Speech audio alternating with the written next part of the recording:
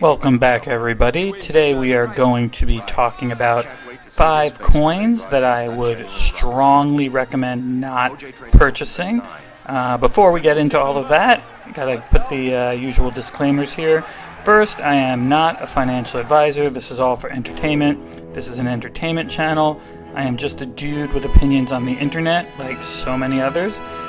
Second, I'm approaching this list with the expectation that people like you and me, we're buying crypto coins because we want to make money, okay? So let's just be clear about that. I'm not going to be talking about leverage here or day trading or swing trading or staking or any really in-depth stuff. This is just like crypto 101 basics, right? I'm listing off 5 coins that I would not put my money into today. A lot of times people ask the question, hey, where would you put $1,000 into crypto right now? Well, I'm not going to answer that question, but I'm going to give you the opposite. I'm going to tell you where I wouldn't put $1,000 into crypto right now. I'll explain all my reasons. I'll go into it. And I'm not saying you can't make money with these coins.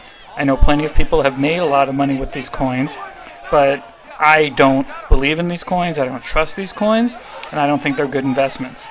I'm gonna tell you why, but just for full transparency, in case it wasn't completely obvious, I don't own any of the coins that we'll be discussing in this video because I don't want to own any of the coins that we'll be discussing in this video. So, without further ado, let's talk about some of these coins. Coming in at number 5, we have Litecoin.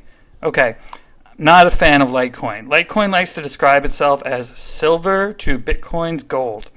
All right, now, maybe that's an accurate comparison, but if I can own gold, why would I want to own silver? Litecoin's biggest claim to fame is that they're not Bitcoin. Again, cool, but what does Litecoin do that Bitcoin doesn't do? I mean, basically, it does everything that Bitcoin does. It's a proof-of-work crypto, just like Bitcoin. It's mined the same way Bitcoin is mined. I mean, when it was launched in 2011, its founder described it as, and I quote, a light version of Bitcoin. I'm not on a crypto diet, okay? This isn't a Coke versus Diet Coke comparison thing. Like, if I could drink Coke or Diet Coke and not have to worry about getting diabetes, I'm drinking Coke because it tastes better, all right? Why would I want the inferior tasting beverage? And the Bitcoin comparison to Litecoin comparison goes, sorry, Litecoin, your Diet Coke, and I don't need to save the calories. There are a few differences between Bitcoin and Litecoin. There's more Litecoin out there. Bitcoin only has 21 million coins, while Litecoin has 84 million coins. Those are their caps. They don't actually necessarily have those numbers yet.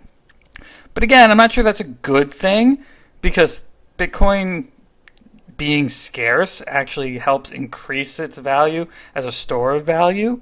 Just like there's a lot more silver out there than there is gold, and that's why silver isn't one of the reasons why silver isn't worth as much as gold. Litecoin transactions are a bit quicker than Bitcoin transactions. These numbers are probably a little bit off, but supposedly an average confirmation time on the blockchain for a Bitcoin transaction is around 9 minutes, and Litecoin claims to be around 2.5 minutes. I don't know. That's not such a huge difference as far as I'm concerned that it would make one coin necessarily better than the other, in my opinion, if pretty much everything else they do is the same. If it was 9 minutes versus 2.5 seconds, we'd have something to talk about. Honestly, the biggest difference between Bitcoin and Litecoin is that Bitcoin uses the SHA-256 algorithm, whereas Litecoin uses the script algorithm. I'm pausing for a moment there because that means nothing to me. Like, I'm not a coder, I'm a buyer. I'm a person who's looking to buy crypto coins and sell crypto coins and make money. So if that's your biggest selling point, I'm not sold. Honestly, if you're thinking about buying Litecoin, just buy Bitcoin. That's it. Number 4, Binance Coin. All right, let me be a little more specific here. I'm not a big fan of exchanges to begin with, and I specifically don't like exchanges that create their own tokens. So when I say Binance Coin, you could pretty much insert any or every other exchange, coin, or currency in this slot as well. There's no legitimate reason for these exchanges to be creating their own coins other than to make more money off you by incentivizing you to use the coin to reduce fees. And to use the coin, you have to buy the coin from them, and they're the ones setting the fees. Are you starting to see like the big picture here? They're taking advantage of you with these coins, even if you're making money off them.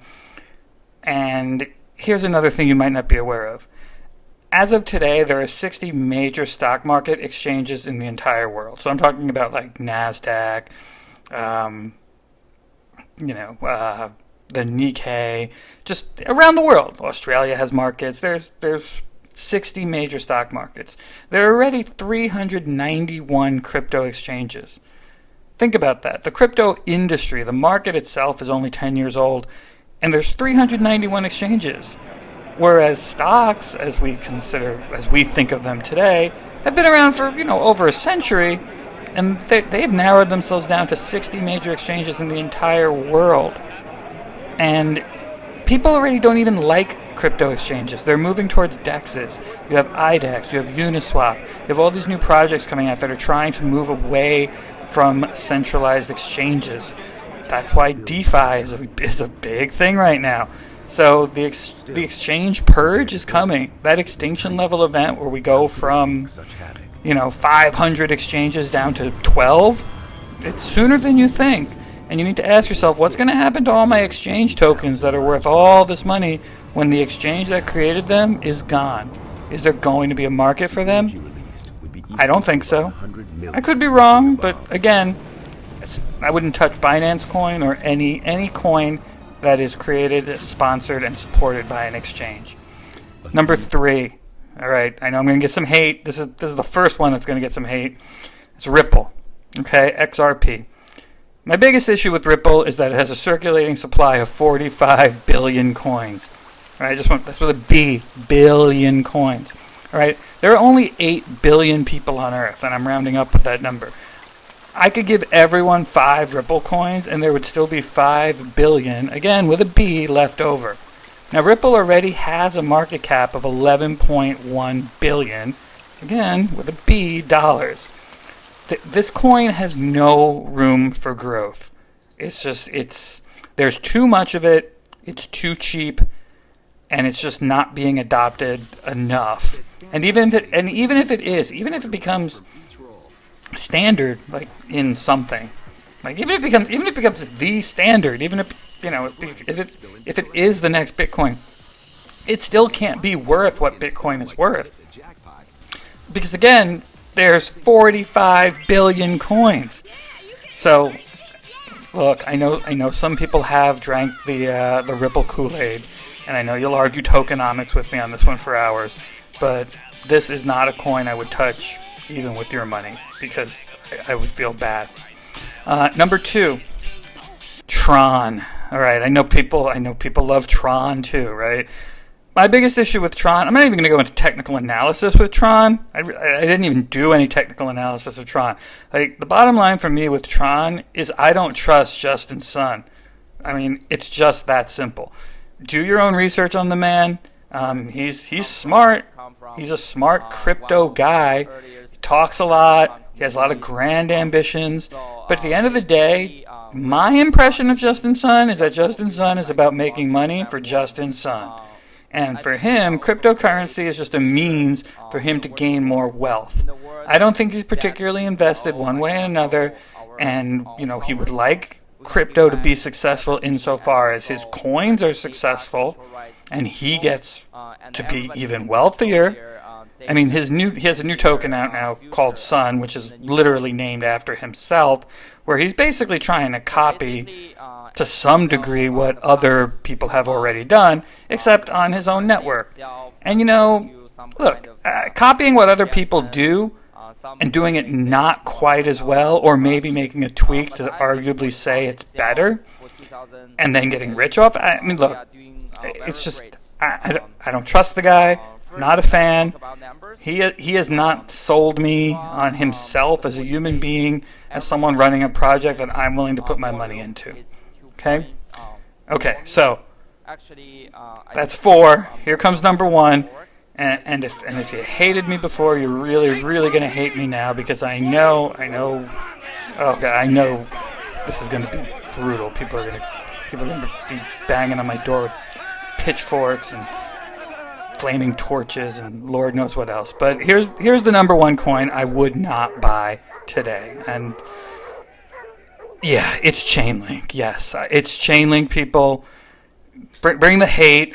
Start commenting below about what an idiot I am and how I don't know anything about crypto and how I can't read a chart and I'm just, bitter because I didn't make a fortune off Chainlink. I am a little upset that I didn't make a fortune off Chainlink, but that's not why it's on the list. I'm going to tell you why it's on the list.